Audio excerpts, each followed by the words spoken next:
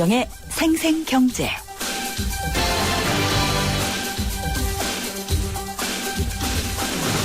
안녕하십니까, 김윤경입니다. 어제 카드사 세 곳의 웹사이트나 콜센터, 개인정보가 유출됐는지를 확인하려고 몰려든 고객이 많아서 제대로 되는 곳 거의 없었습니다. 그런데 같은 카드사의 카드론 발급 콜센터는 연결만 아주 잘 됐다 그러죠. 이렇게 사태가 큰데 콜센터 직원들을 재배치했어야 되지 않을까요?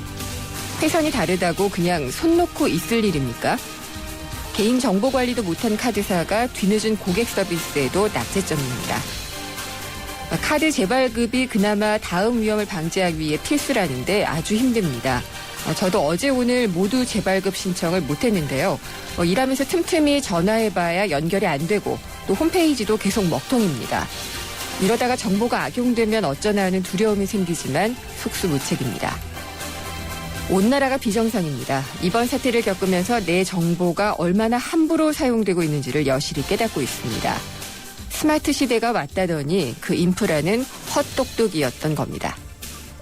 사태 해결에 앞장서야 할 경영진들 다 물러난다고 하죠.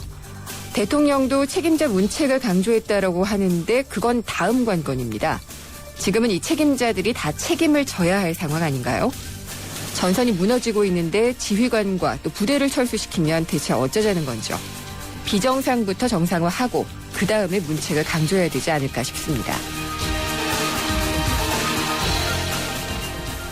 네, 오늘 준비한 순서 소개드립니다. 2부 경제 핫이슈, 개인정보 유출 사태에 대해 어제 긴급 당정회의가 열렸는데요. 참석했던 안종범 의원 연결해서 어떤 얘기가 오갔는지 직접 들어보고요. 3부에서는 법의 사각지대에 있는 역시 비정상적인 그런 상황인데 상가 권리금 문제를 자세히 짚어보도록 하겠습니다. 김윤경의 생생경제 1부 시작합니다. 연아가 알려주는 좋은 물의 조건. 물 드실 땐 꼭 수원지를 확인하세요. 저는 지하 180m 천연 안만수와 드넓은 구규림이 있는 해발 680m 강원도 평창을 꼭 확인해요. 깨끗해. 강원 평창수, 평창 동계올림픽 공식 먹는 샘물.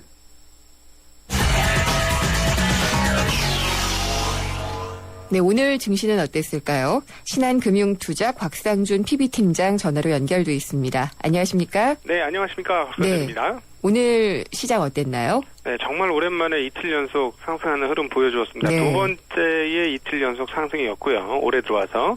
그리고 또 두 번째로 두 자릿수로 오르는 날이었습니다. 네. 그러니까 올해 들어와서 오늘 외에는 하루밖에 두 자릿수 상승을 보지 못했는데요. 그만큼 2014년 증시가 기대감에서 시작을 했습니다만 상당히 만만치 않게 진행이 되었다 이렇게 볼 수 있습니다.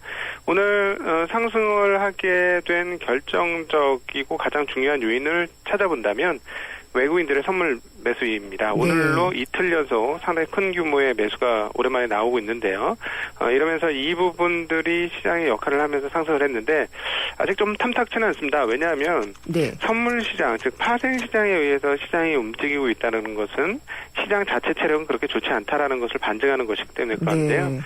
이렇게 되면 언제든지 하루 만에 뒤엎을 수 있는 그런 상황들이 계속 나올 수 있다라는 것입니다. 최근에도 선물 시세의 움직임에 따라서 현물이 계속 따라가는 소위 말하는 꼬리가 몸통을 흔드는 웹도덕 현상이 계속 진행되고 있는데요. 오늘 상승해서 뭐 기분 좋다 이렇게 볼 수는 있지만 여전히 웹도덕 현상에서 벗어나지 못하고 있다 이렇게 볼 수 있습니다. 이는 아침 흐름에서도 확인할 수 있는 대목인데요.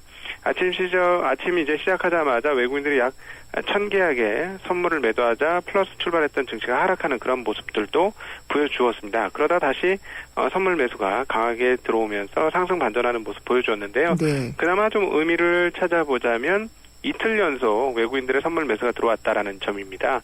작년 연말 그러니까 12월 약 20일께 흐름에 보면 외국인들의 선물 매수가 연속으로 들어오면서 지수가 그런대로 괜찮게 끝나는 모습 우리가 확인할 수 있었는데요. 그런 정도 수준 기대해 볼 수 있지 않을까 이렇게 생각이 되어집니다.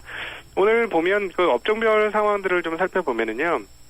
그런 상승을 보여주긴 했습니다만 운수장비 자동차 업종이 가장 높은 상승세 보여주었고 이번에 어떤 유출 사고가 있었음에도 불구하고 은행 업종이 또 많이 오르는 좀 특이한 모습 볼 수 있었고, 네네.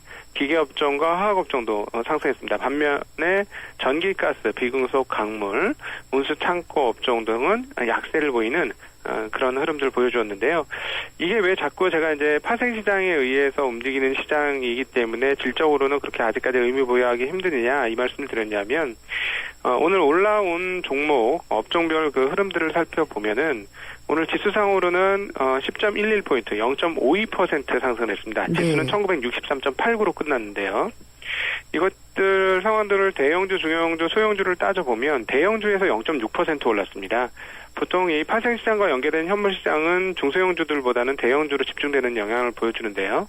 0.52% 오른 날 대형주가 0.6% 올랐다라는 점을 감안해보면 그러니까 파생과 연결된 프로그램 매매가 여전히 시장을 지배하고 있는 상황이다. 이렇게 볼 수 있습니다. 그래서 네. 이런 부분들은 언제든지 뒤집힐 수 있다라는 점이 좀 약점이다 이렇게 볼 수 말씀드릴 수 있겠습니다. 예, 그렇다면은 뭐 크게 뭐 업종별로 뭐 등락이라든지 이런 것들을 크게 보기보다는 지금 선물에 의해서 움직이는 좀 네. 그런 장세라고 보면 될 것 같네요. 네네, 그렇습니다. 지금 좀 그런 상황인데요. 그럼에도 그나마 조금 더 의미 부여를 하자면 최근에 1월달 장이 하락한 이후에 1950을 그 중심으로 해서 약 20포인트 내에서 시장이 계속 움직였기 때문에 네. 정말 오랜만에 1960대까지 올라왔습니다. 그래서 그 부분 정도는 좀 의미를 둘 수 있겠다라는 점이고 또 하나 올해 그 1월달 장을 떨어뜨린 네 가지 요인을 한번 찾아보자면 크게 네 가지 요인을 한번 네. 제시해보자면 첫 번째는 엔화 약세가 있고요. 그리고 두 번째는 주요 기업들의 실적 악화 전망, 네. 실적 전망 악화입니다. 그러니까 삼성전자, 현대차그룹이 실적 전망이 좀 꺾인 부분들이 있고요. 또 하나는 중국 시장이 흔들렸다라는 점. 네. 그리고 마지막으로는 연말에 윈도우 드레싱이 기간을 통해서 상당히 많이 들어왔다라는 점인데 뭐 윈도우 드레싱 문제는 이제 완전히 끝나는 상황이고요. 그 실적 악화에 대한 부분들이 이제 조금 시장에서 소화가 되어지고 있다. 이렇게 볼 수 있죠. 그러니까 악재를 꿀꺽 넘겼을 때는 주식시장이 하락으로 보통 반응을 하게 되는데요. 네. 예, 꿀꺽 넘기고 나서 소화가 되는 과정들이 좀 필요합니다. 소화가 되고 나면은 그 부분들의 반영이 좀 끝나게 되는데 이제는 서서히 그런 모습 보여주고 있고 또 하나 이제 엔화 약세 문제도 엔화가 105엔 이상으로 이제 약세가 추가적으로 잘 이루어지지 않는 모습들을 계속 보여주고 있기 때문에 그 부분도 악재의 영향력으로서는 상당히 좀 줄어들었다. 뭐 이렇게 볼 수가 있겠습니다. 그러니까 그리고 중국도 이제 유동성 공급하겠다 네. 이런 얘기를 했기 때문에 네. 악재로서의 영향력은 아직까지 중국은 살아 있습니다만 그래야 그나마 좀 기대를 걸어볼 수 있다. 그러니까 네 가지의 주요 악재 요인들이 상당 부분 감했다라는 측면에서 앞으로 1월달 상반기 동안은 굉장히 안 좋았는데 1월달 하반기는 하반월은 조금은 네. 좀 더 기대해 볼 수 있지 않을까 뭐 이런 생각 가지고 있습니다. 그렇네요. 네 가지를 짚어보니까 조금씩 좀 부담이 줄어들고 또 오늘 이제 중국 소식 같은 경우에는 일부 좀 호재로 받아들인 그런 네. 측면도 없지 않았던 것 같고요. 네네, 예. 그렇습니다. 그러면은 내일은 좀 기대를 해봐도 좋을까요? 만약에 내일까지 시장이 좋아진다면, 네. 또다시 예전의 박스권이라고 볼 수 있죠. 이 고점이 2050으로 네. 해서 바닥을 1950선으로 하는 그 박스권으로 회귀할 가능성은 있어 보입니다. 그래서 거기에 대한 기대는 가질 수 있겠고요. 또 하나, 실적이 악화된다고 해도, 1950선 미만에서는 주식 투자자분들이 너무 비관적으로 보지 않으셔도 될 것이, 네. 한국의 장부 가치가 계속 올라오고 있습니다. 매년 최근 3, 4년간 그 상장 기업의 영업이익이 100조를 넘고 있는 상황들이기 때문에 네. 조금씩 재산이 쌓여간다라는 것이죠. 그러면 재산이 쌓인 만큼 지수도 올라간다라는 측면에서 보면 그 하방은 계속해서 위로 지수가 올라오는 상황이라 1950 미만으로는 그렇게 비관적이 될 필요는 없는 상황이다. 이런 말씀도 같이 드리고 싶습니다. 네. 곽상준 팀장님 설명을 들으면 항상 좀 낙관할 수 있게 되는 측면이 없지 않은 것 같습니다. 주식시장은 예. 사실은 일정 수준까지는 네. 낙관하셔야만 네. 좋은 결과를 얻을 수 있습니다. 공매도를 하거나 선물 매도하는 플레이어가 아니면 네. 비관적인 시각으로 해서는 그렇죠. 수익 내기가 예. 어려운 시장이 이곳입니다. 네. 말씀 잘 들었습니다. 감사합니다. 네, 고맙습니다. 신한금융투자 곽상준 PB팀장이었습니다.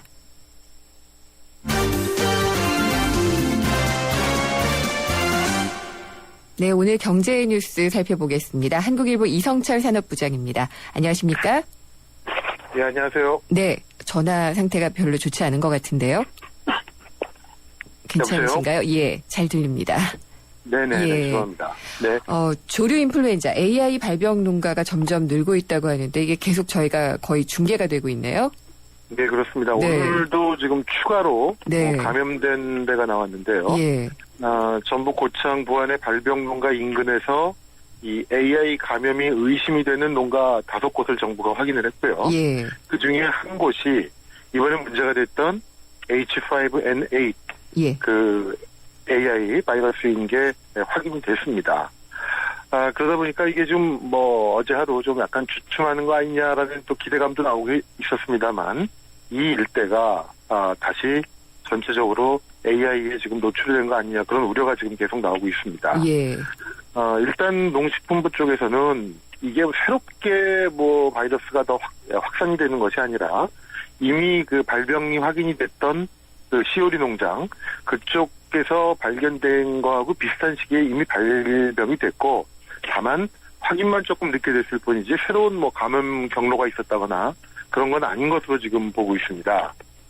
하지만 이제 이 가창오리떼 이번 사태의 주범으로 추정이 되는 이 가창오리떼가 만약에 이 문제가 됐던 독림 저수지 인근에 대량으로 만약에 AI 바이러스를 뿌렸다면은 네. 이 축산 농가의 피해는 더 눈덩이처럼 불어날 수도 있는 것이 아니냐 이런 우려가 나오고 있는데요.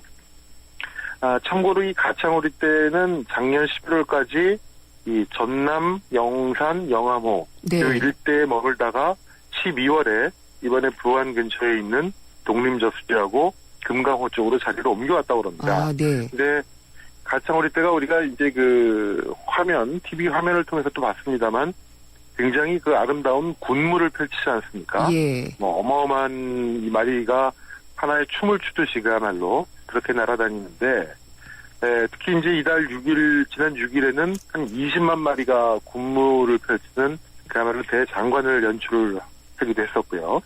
그런데 이렇게 군무를 펼치면서 만약에 예. 이 가창오리떼의 다수가 AI 바이러스에 감염이 돼 있었다면은 군무를 펼치면서 여기저기에 그 바이러스를 흐트러뜨려 놓았을 가능성도 있다는 겁니다. 그렇군요. 예. 네, 그러니까 이 굉장히 아름다운 대장관인데 여기에 만약에 AI 바이러스 문제가 끼어들면 이게 상당히 큰 재앙이 될 수 있다는 얘기죠. 네.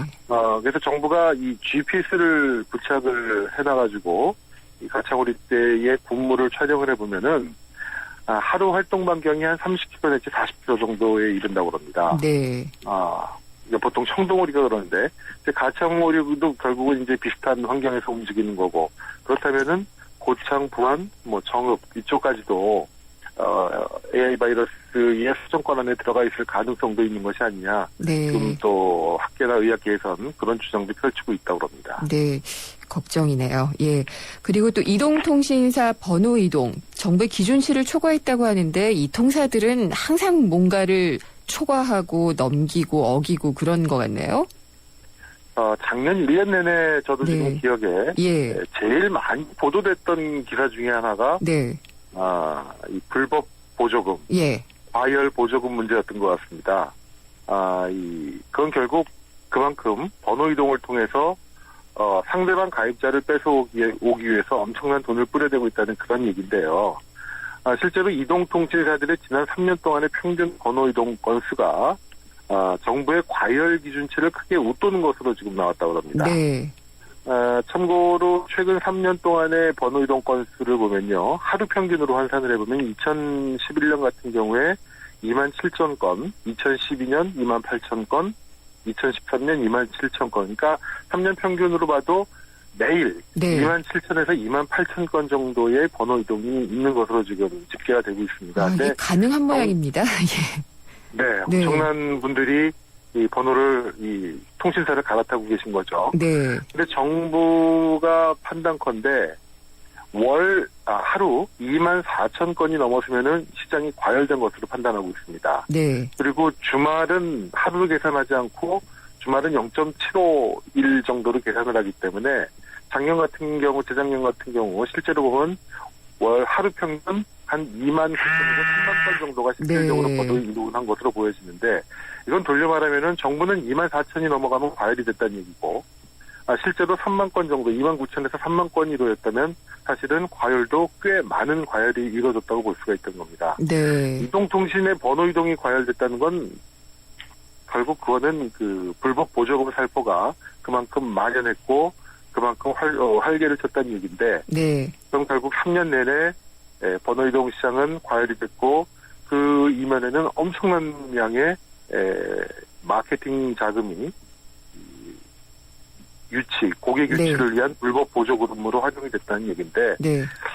결국이 사실은 그렇습니다. 이 불법 보조금 이런 부분만 좀 줄일 수 있어도 통신요금을 실질적으로 낮출 수 있는 방법들은 얼마든지 많을 것 같은데 네. 이 3사가 이동통신 3사가 워낙 치열하게 지금 맞붙고 있다 보니까 그리고 시장은 포화되고 그럼 결국 늘리는 방법은 새로운 고객을 유치하는 게 아니라 남의 고객을 뺏어오는 그렇죠. 방법밖에 없거든요. 어렸을 사실은 때 하던 그 게임 생각나요. 우리 집에 왜 왔니 하면서 사람 뺏어가는데 결국은 똑같잖아요. 예. 그렇습니다. 그러니까 전체 시장으로 보면은 똑같은 더 예. 성장이 없는 똑같은 파일을 놓고 누가 많이 뺐나 일종의 네. 땅따먹기 그렇죠. 게임을 하고 있는 건데 이 하루빨리 이동통신 시장이 정상화가 돼야 되는데 당국이 네. 뭐 영업정지도 때리고 이 엄청난 액수의 과징금을 물리고 그러는데도 전혀 나아지는 건 아닌 것 같습니다. 이게 아마 첫 단추가 잘못 끼워져서 계속 잘못 가고 있는 게 아닌가 이런 생각도 좀 그런 들기도 측면도 하고요. 있습니다. 예. 예. 예. 일본의 양적 완화 계속 풀 모양이에요. 사실 일본의 양적 완화는 뭐 네. 일본만의 문제가 아니라 우리의 문제이기도 네. 한데요. 어쨌든 이 양적 완화를 결정하는 게 이 일본 중앙은행, 일본은행의 금융정책 결정회의라는 겁니다. 우리로 네. 하면 이제 금통위가 되는 거죠. 그렇죠. 이게 내일 열리게 됩니다. 그래서 과연 올해의 이 일본의 양적 완화, 아베노믹스의 가장 큰 축이라고 할 수 있는 이 양적 완화 과연 올해는 어떻게 될까? 지금 이제 가능한 여러 가지 전망들이 나오고 있는데요. 일단은 기존의 스탠스가 그대로 유지될 거다 이런 관측이 대부분입니다. 작년부터 지금 나온 이 양적 완화의 기본 틀을 보면은 금년 말까지 중앙은행이 푸는 돈, 이른바 본원통화라고 하죠. 네. 중앙은행이 푸는 돈을 2배로 늘려가지고 어떻게든 물가당 상승률 2%를 달성하겠다라는 게 이제 기본 아베노믹스의 고의적이고요. 이거에 맞춰서 계속 돈을 풀어왔는데 아마 올해도 일본 중앙은행의 돈 풀기 전략은 계속될 것으로 보입니다. 그만큼 일본은행이 돈을 푸는 한 일본의 엔화의 약세 기조는 계속이 될 것 같고요. 네. 그렇게 되면은 우리나라의 수출 경쟁력도 역시 올해 내내 계속될 것 같은데 다만 일각에서는 지금 일본 같은 경우에 금년 4월에 소비세 인상 계획이 잡혀 있습니다. 네. 우리로 하면 이제 부가가치세 인상인데요. 사실 굉장히 큰 사회에 또는 많은 조세 저항을 유발할 수 있는 것이고 소비세를 인상하면 국가 재정은 튼튼해질지 모르지만 소비가 위축되는 결과가 초래가 될 수 있습니다. 그래서 이 소비세 인하가 가져올 수 있는 만에 하나, 네. 이 어떤 소비 부진 이런 걸 만회하기 위해서 일본 중앙은행이 돈을 더 푸는 거 아니냐, 양적 완화를 더 가속화하는 것이 아니냐, 뭐 이런 지금 전망도 나오고 있는데 네. 지금보다 더 하기는 어려울 것 같고요. 어쨌든 이 아베 정부 또 일본 중앙은행의 어떻게 보면 이 헬리콥터로 돈을 푸는 이런 막대한 통화살포 전략 올해 내내 아마 계속 될 것 같습니다. 우리 하는 총재는 또 어떤 분이 되시려는지 문득 또 궁금해집니다. 그러기 참고로 올해 예. 좀 주목해 보셔야 될 게 이번 예. 중앙은행 총재는 처음으로 청문회를 거치는 중앙은행 총재입니다. 그렇죠. 예. 그렇기 때문에 아마 인선에 좀 예. 더 정부가 고민을 하게 되지 않을까 싶습니다. 예, 그래서 지금 언론이 많이 관심을 갖고 있는데 이런 것들을 다 포괄하면서 전체적인 맥락을 잘 보실 수 있는 분이 좀 자리에 오르셨으면 좋겠습니다. 그렇습니다. 예, 감사합니다. 네. 한국일보 이성철 산업부장이었습니다. 주문하시겠습니까? 피자요, 피자. 치킨이요, 치킨. 떡볶이요. 포테이토도 주세요. 네, 와우박스 주문되셨습니다. 좋아하는 메뉴를 와우박스로 다 함께 27,900원. 1588-5588 피자헛. 생생경제 1부 함께 하셨습니다. 잠시 후 2부에서는 카드사 고객 개인정보 유출 사태 대책을 논의하기 위해서 어제 긴급하게 당정이 모였습니다. 참석했던 안종범 의원 전화로 연결해서 자세한 얘기 듣도록 하겠습니다. 살아있는 녀석 깨어있는 방송 유사품 사랑해요.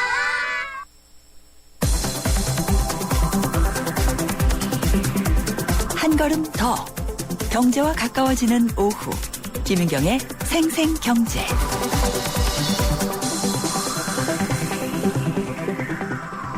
세상의 베이스가 되다 포스코 협찬으로 김은경의 생생경제 2부 시작하겠습니다.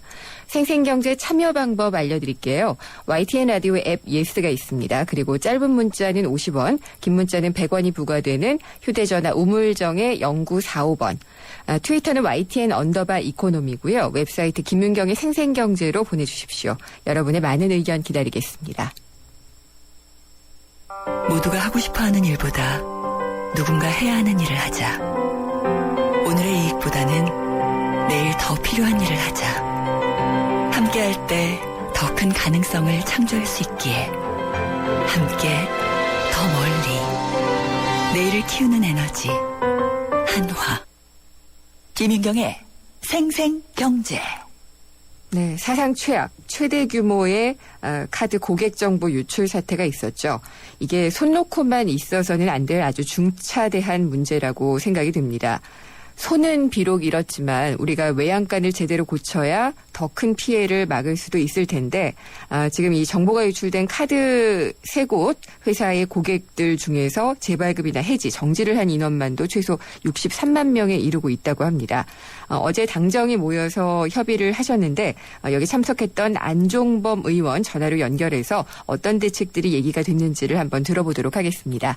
의원님 안녕하십니까? 네, 안녕하십니까? 네, 이게 제가 소 잃고 외양간 고치기다라고 말씀을 드리기는 했는데 네네. 어쨌든 제대로 고치기는 해야지 되니까요. 네네. 그래서 어제 모여셔서 하셨던 그 논의 내용들이 좀 궁금한데요. 좀 들려주시겠습니까? 네, 말씀하신 대로 소를 왜 잃었고 예. 또 외양간을 앞으로 어떻게 고칠 건지에 대해서 논의를 했습니다. 그래서 예. 우선 중요한 거는 이제 원인을 철저하게 규명을 하고 대책을 마련한다라고 하는 것인데 우선 급한 거는 우리 국민들이 상당히 불안해하고 또 불신에 지금 가득 차 있습니다. 그렇죠. 그래서 이런 것들을 최대한 해소하기 위해서 우리 당국으로서 모든 걸 우선적으로 하자라는 차원에서 우리 당에서는 사실 우선 국민들 불만이나 불신 해소하기 위해서 해당 카드사들이 24시간 풀 서비스를 가동해서라도 여러 뭐 해지라든지 문의라든지 하는 것들에 대한 응답을 제대로 하도록 좀 요구를 했고요. 네. 또 한 가지 중요한 건 그동안 사실 이 금융기관들이 우리 국민들 다 느끼셨겠지만은 이른바 묻지마 개인정보 취합을 많이 했습니다. 그렇습니다. 그러니까 필요하지 않은 정보인데도 불구하고 취합을 해서 활용도 잘 안 하면서 보관하다가 이런 문제도 생긴 측면이 있기 때문에요. 차제에 이와 같은 개인정보 취합을 최소화할 수 있는 방안도 한번 만들어 보자라고 하는 주문도 했고요.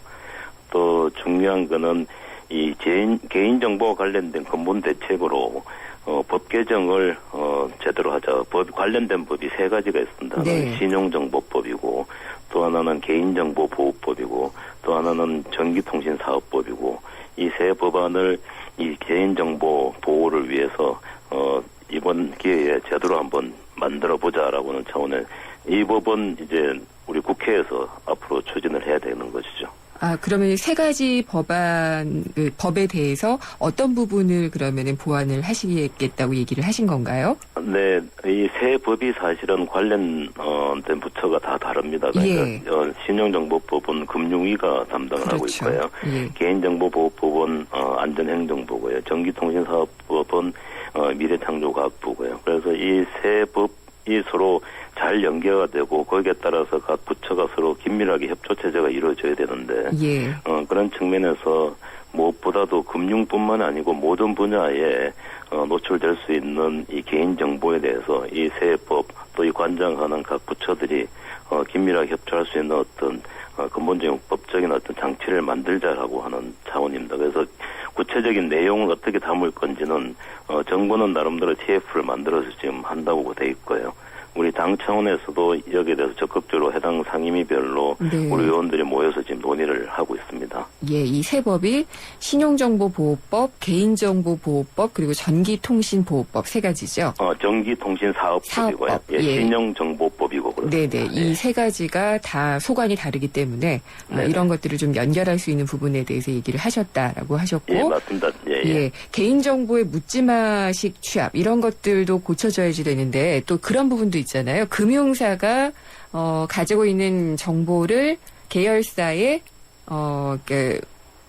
네네. 서로 예, 공유를 공유하는, 하다가 예. 이제 노출이 되는 네, 경우에. 그런 예, 부분에 대해서도 얘기를 하셨겠죠? 예, 그렇습니다. 네. 그 경우도 아까 말씀드린 이 세 가지 법을 통해서 이제 장치를 만들어야 되고요. 네. 또 근본적으로는 우리 박근혜 대통령의 예전에 공약이기도 했고 예. 이번 국정과제로 선정이 돼서 법 제정을 추진하고 있는 게 있습니다. 그게 바로 금융소비자보호원과 예. 관련된 법입니다. 네.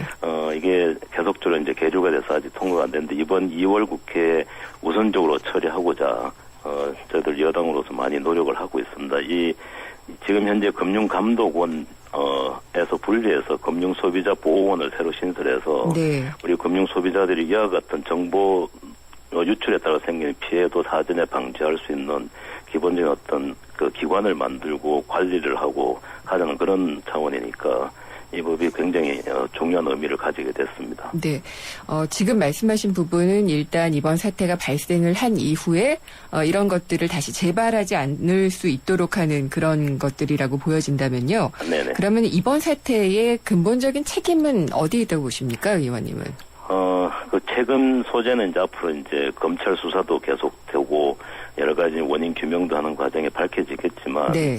1차적으로는 해당 금융기관과 우리 금융감독기관에 있다고 보여집니다. 예. 네, 그렇기 때문에 거기에 대한 나름대로의 어떤 뭐 책임 소재를 물리고 뭐 징계를 하거나 하는 문제는 이제 앞으로 이루어지겠지만 그리고 일부 해당 금융기관에서는 이미 이제 책임을 물어서 이제 사직까지 하고 했지만 예.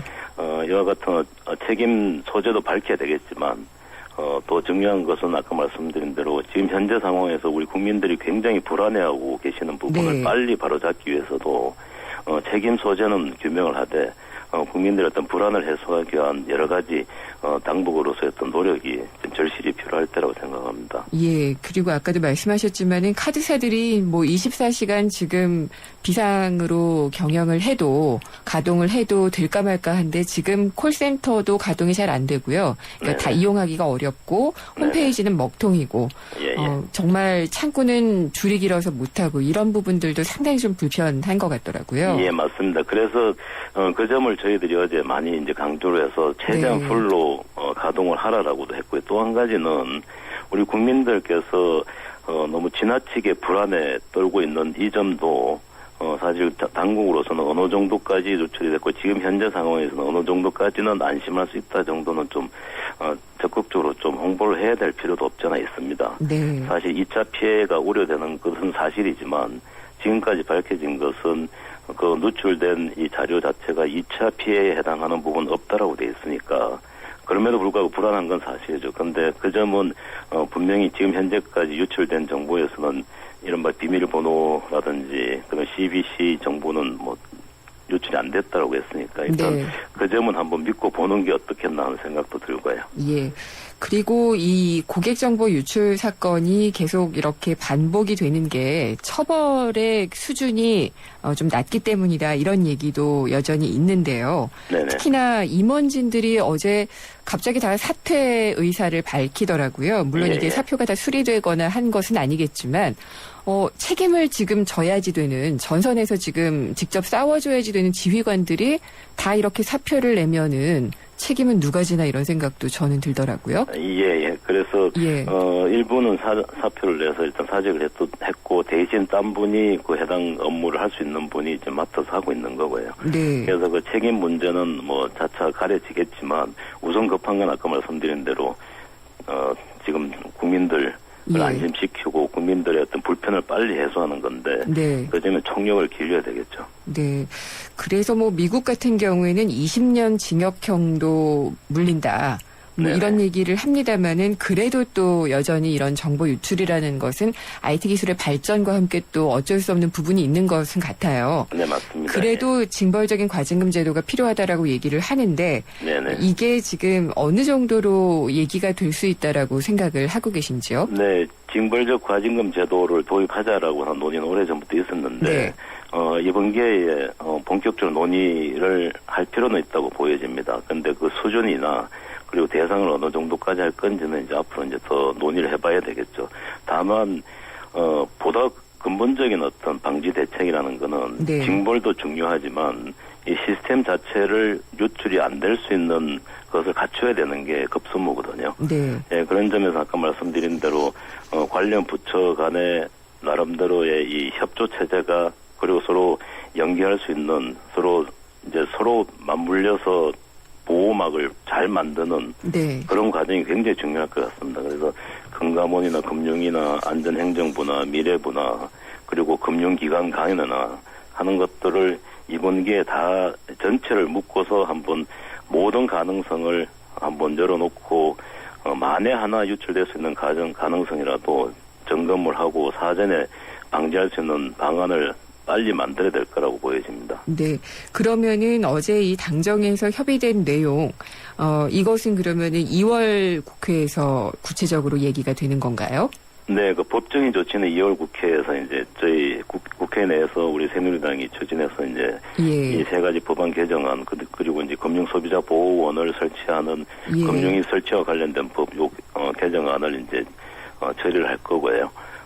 또 정부 당국이 우선 대처해야 될 부분은 우리 당으로서도 계속적으로 정부와 논의를 하고 계속적으로 당정을 해서 국민의 어떤 불만이나 불신을 최소화할 수 있는 여러 가지 노력을 할 겁니다. 그렇군요. 그러면은 네. 법적인 그런 것들은 이제 2월 국회에서 논의가 되고 내일 또 정부에서 대책을 발표를 하겠다라고 얘기를 하고 있어요. 네네. 근본적인 재발 방지 대책이라고 얘기를 하던데 예, 예. 근본적인이라는 말에는 기대가 실립니다만은 과연 가능할까라는 생각도 들고요. 어떻게 예상을 그 하시나요? 근본적인 대책이라는 것은 네. 자신 있게 이야기하기는 지금 현재 단계에서는 쉽지는 않지만 네. 아까 말씀드린 대로 정부로서야 할 수 있는 최선의 대책을 내일 이제 마련을 해서 발표한다라고 했고요. 또 우리 국회 차원에서 또 여당 차원에서 아까 말씀드린 이 세 법 개정이라든지 금융소비자보호원 만든다든지 하는 네. 법의 제정이라든지 하는 그런 문제는 우리 국회 차원에서도 같이 논의를 하고 노력을 해야 되는 상황이니까 예. 아마 2월까지는 지속적으로 이 문제 가지고 네. 정부와 그리고 우리 당 국회 간에서 긴밀히 협조하고 논의하고 해야 될 거라고 보여집니다. 예. 이런 문제 같은 경우에는 여야가 정말 한 목소리를 내게 되시는 드문 사안이 아닌가 이런 생각도 예, 듭니다만. 맞습니다. 예, 금융소비자 예. 보호 관련돼서는 예. 우리 야당도 사실 상당히 공감대 형성이 돼 있는 상황이었고요. 네. 또 이 아까 말씀드린 새 법안 개정도 야당이 함께 이 개정을 같이 논의한다면 상당히 좋은 결과를 가져올 것 같습니다. 네, 정말 좀 구체적이고 정말 재발이 방지될 수 있는 근본적인 대책이 나올 수 있기를 좀 기대를 해보겠습니다. 예. 예, 좀 수고 부탁드립니다. 예, 고맙습니다. 네, 감사합니다. 안종범 새누리당 의원이었습니다.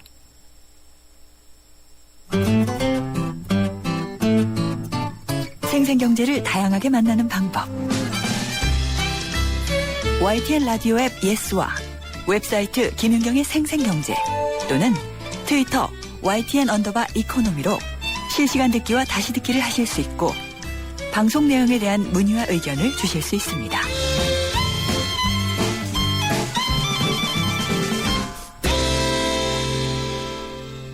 IT로 보는 경제 시간입니다. IT 칼럼니스트로 활동하시는 한양대 컴퓨터공학과 김인성 교수님 전화로 연결돼 있습니다. 안녕하십니까?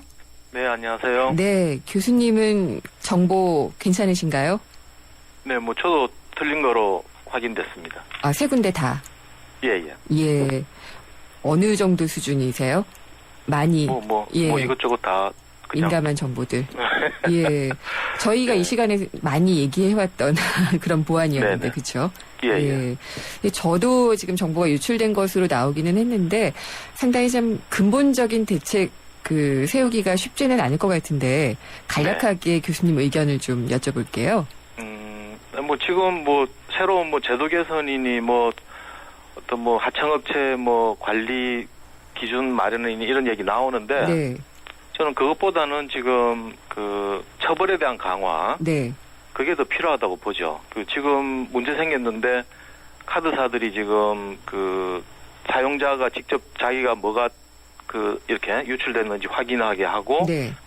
카드 재발급 받는 경우에도 또 비용을 또 받고 수수료를 받는다고 하죠. 예. 뭐 그런 얘기들을 하고 있더라고요. 이거는 제가 뭐 비유로 말씀드리자면 예전에 미국의 그 자동차 회사가 그 리콜 비용이 큰 어떤 결함이 있었는데 그걸 그냥 사고 났을 때 이렇게 그 사고 처리비가 더 싸다. 네. 그래가지고 이 인사사고가 막 나는데도 그냥 넘어간 경우가 있었거든요. 저는 거의 그거와 동일하다고 봅니다. 네. 지금 사고가 예견되고 있는데 카드 즉시 재발급 이런 거를 기업 비용으로 안 하고 사용자들이 하게 만드는 거는 그런 사고 난 경우에 갚는 게 더 싸다. 뭐 이런 식으로 생각하고 있다는 거죠. 그건 말도 안 되죠. 그렇죠. 일단 뭐 카드 원하면은 해주는 게 아니고 자기들이 보고 스스로. 유출된 경우는 자발적으로 다 해야 되고요. 무료로. 네.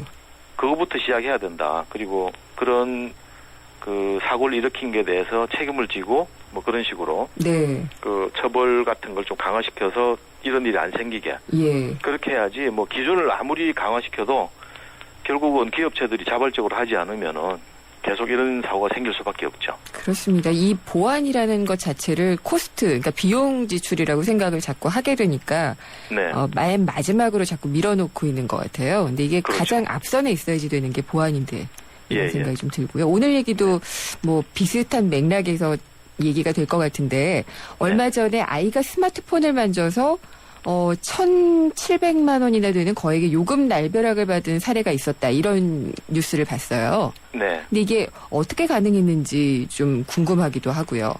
네. 예, 휴대폰 요금이 이렇게 과다하게 청구가 되는 것은 기존에도 있기는 있었던 것 같은데 어떻게 이렇게 1,700만 원이나 나올 수가 있었을까 좀 궁금합니다. 네네. 뭐 이런 사례는 예전부터 많았습니다. 네.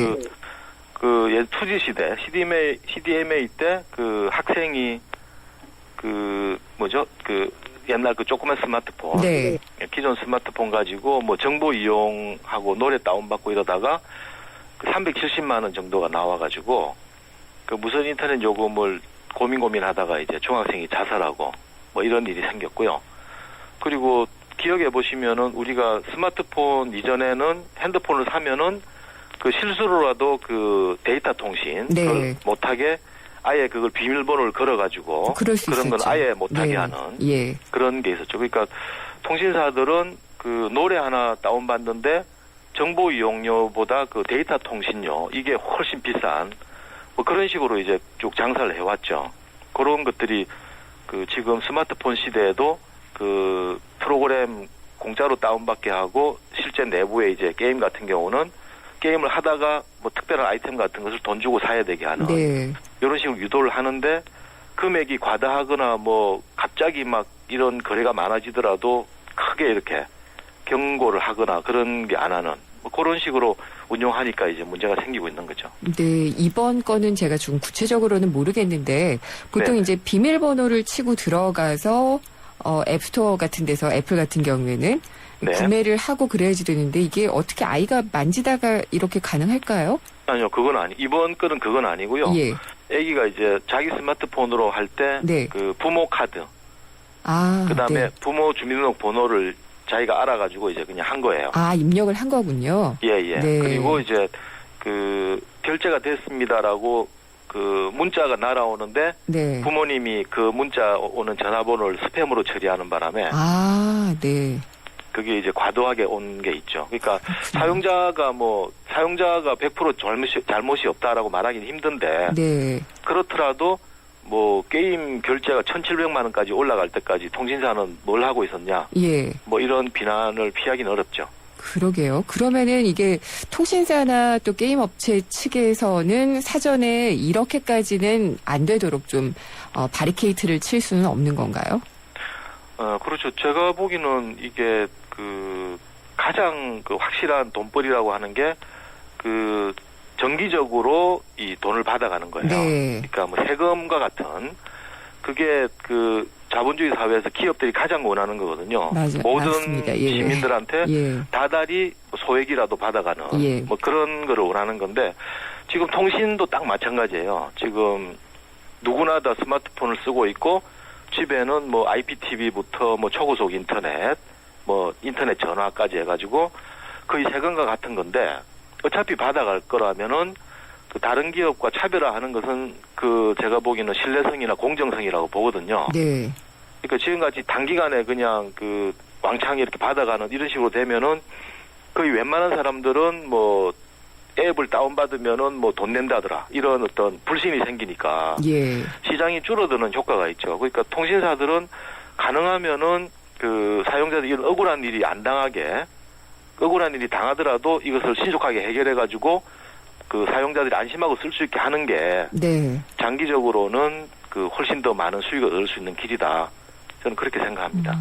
근데 그 외국의 경우에 애플의 네. 앱을 사용했을 때 자녀가 결제한 금액을 뭐 환불해줬다 이런 얘기도 들려요. 예. 애플 같은 경우는 이제 그 게임 안에서 그 하는 거 인앱 결제라 그러는데요. 네. 그 프로그램을 공짜로 다운받고 그 쓰면서 이제 필요한 것들을 돈 내고 하는 건데 그런 자녀들이 이제 뭐 그 과도하게 한 거, 그 다음에 부모가 허락 안 했는데 한 거 이런 것들은 다 환불해줬고요. 네. 예. 그리고 그 피해자에게 또 합의금조로 예. 그리고 여러 피해자들한테 합의금조로 350억 정도를 주겠다라고 이제 FTC하고 합의를 했고요.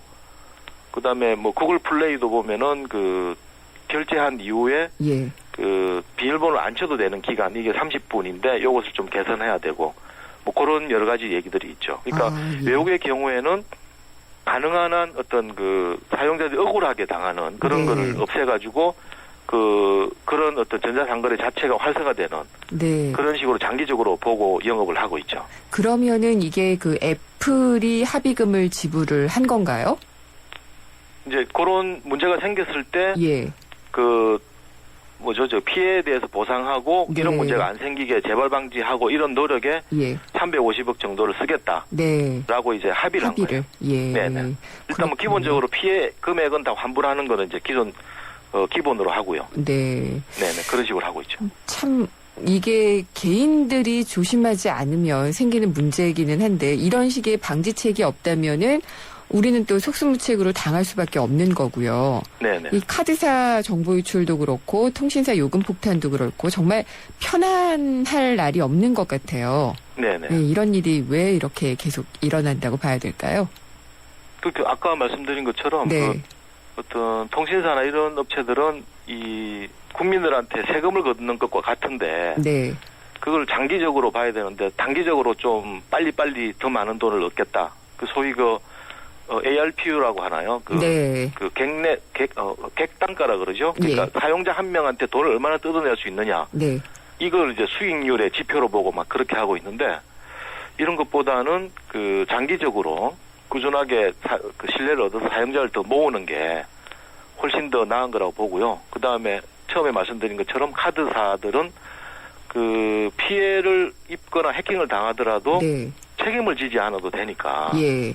지금도 굉장히 미온적으로 하고 있는데 이런 구조, 그러니까 책임지지 않는 구조 때문에 사용자들의 피해에 대해서는 기업 자체가 둔감하다. 네. 그러니까 그 기업들은 책임을 져야 되고 그다음에 그 단기적인 수익보다는 장기적으로 신뢰를 얻는 게 훨씬 더 그 기업 자체에 이익이 된다라고 하는 것을 빨리 깨달아야 된다고 생각합니다. 근데 이게 자율에 맡겨놓게만 되면 참 네. 한없이 기다려야지 될 것만 같고요. 안 될 네. 것도 같은데 이렇게 통신사나 뭐 게임업체나 카드사들이나 조금 이렇게 움직일 수 있도록 제도를 마련하려면은 어떤 제도를 마련해 놓는 게 좋을까요? 뭐 한마디로 하면 책임지게 하는 거죠. 아까 애플 예. 같은 경우도 뭐 애플이 선한 기업에서 그런 게 아니고요. 네. 그런 정부 단체나 이런 그 고소 고발에 의해 가지고 그 거액의 합의금을 물어야 되는 그런 상황이 되니까 네. 자발적으로 움직이는 거죠. 네. 그러니까 우리나라 기업들은 뭐 특히 보안 문제에 대해서는 그 책임을 지지 않아도 되고 그리고 뭐 해킹 당해도 그 정부 어떤 조사기관에서 뭐 북한 탓이다. 예. 북한이 했다라고 네. 하고 다 넘어가 버리니까 예. 책임 소재도 지금 제대로 드러나지 않고 그렇죠. 책임질 필요도 없는 이런 예. 구조가 돼 가지고 그 굉장히 보안 분야는 굉장히 허술한 상태입니다. 네. 이런 것들 때문에 그 책임지는 구조를 만들자라고 네. 하는 게 제 생각이죠. 그러면은 아무래도 좀 징벌적으로 과징금을 물리고 또 형사처벌도 가능하고 이런 식으로 만들게 되면은 그게 무서워서라도 조금 움직일 것이다. 라고 말씀하시는 거죠? 예. 네, 징벌까지는 네. 아니더라고요. 예. 지금 소액 그 어떤 재판 그 모여가지고 하는 거 있잖아요. 네. 그 집단 소송도 준비하고 있는데 예. 이게 우리나라 IT 쪽에 집단 소송으로 그 사용자들이 이긴 사례가 거의 없어요. 그렇죠. 예. 그러니까 최소한의 그런 져야 될 책임이라도 지게 만들어야지 네. 될 건데 뭐 징벌적은 그다음 생각해야 되는 거고요. 네, 네. 그 알겠습니다. 책임져야 될 만한 것도 안 지고 있다 이 말입니다. 예. 말씀 잘 들었습니다. 감사합니다. 네, 감사합니다. 한양대 컴퓨터공학과 김인성 교수였습니다. BMW 엑스드라이브가 알려드리는 교통정보 김유리입니다. 갑작스런 폭설로 도로 곳곳이 빙판길입니다. 교통안전에 당신에게 날씨는 두려움입니까? 즐거움입니까? 어떤 상황에서도 지능적으로 대응하는 BMW 엑스드라이브. 드라이빙의 즐거움은 계속됩니다. 나랑 결혼해줄래? 내 속까지 풀 스테인리스로 건강하고 깨끗하게 지켜주고 아껴주고 싶으니까 쿠쿠 풀 스테인리스 2.0 에코. 매일 너와 쿠쿠하고 싶어. 쿠쿠.